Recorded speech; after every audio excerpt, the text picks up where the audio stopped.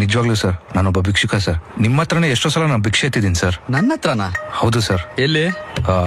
ಆ ಕೃಷ್ಣನ ದೇವಸ್ಥಾನದಲ್ಲಿ ಪ್ರತಿ ಭಾನುವಾರ ಬರ್ತೀರಾ ಸರ್, ಭಕ್ತಿಯಿಂದ ಕೈ ಮುಗಿತೀರಾ ಸರ್, ಆ ಕಡೆ ಈ ಕಡೆ ನೋಡ್ತೀರಾ, ಬಸ್ಕಿ ಹೊಡಿತೀರಾ, ಮೂಲೆಯಲ್ಲಿ ಕೂತ್ಕೊಂಡು ಗುಳೋ ಅಂತ ಅಳ್ತೀರಾ, ಆಮೇಲೆ ಏನೂ ಆಗದೆ ಇರೋ ತರ ಕಣ್ಣು ಒರೆಸ್ಕೊಂಡು ಆಚೆ ಬರ್ತೀರಾ, ಹೊರಗಡೆ ಬಂದು ಲೇಡಿ ಭಿಕ್ಷಕರು ಮಾತ್ರ ಭಿಕ್ಷೆ ಹಾಕ್ತೀರಾ, ಆಮೇಲೆ ಹೀರೋ ರೇಂಜಿಗೆ.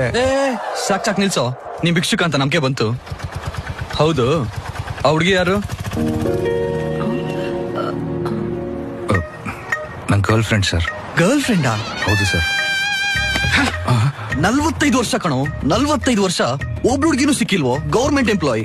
ಅದಕ್ಕೆ ಆ ಕೃಷ್ಣ ದೇವಸ್ಥಾನಕ್ಕೆ ಹೋಗ್ಬಿಟ್ಟು ಅವ್ನಿಗೇನು 16,000 ಜನ ಏನ್ತಿದ್ದಾರೆ, ನನಗೆ ಒಬ್ಳು ಇಲ್ವಲ್ಲ ಅಂತ ಕೇಳ್ಕೊಳ್ಳೋದು. ಅದಕ್ಕೆನಾ ಸರ್ ಲೇಡಿ ಭಿಕ್ಷಕರಿಗೆ ಮಾತ್ರ ನೀವು ಭಿಕ್ಷೆ ಹಾಕೋದು? ಹ್ಞೂ ಕಣೋ, ಅವರೆಲ್ಲಾದ್ರೂ ಯಾರಾದ್ರೂ ಒಬ್ರು ವರ್ಕೌಟ್ ಆದ್ರೆ ಸ್ನಾನ ಮಾಡ್ಸೋರು ಕಟ್ಕೊಂಡ್ಬಿಡ್ತೀನಿ ಕಣೋ.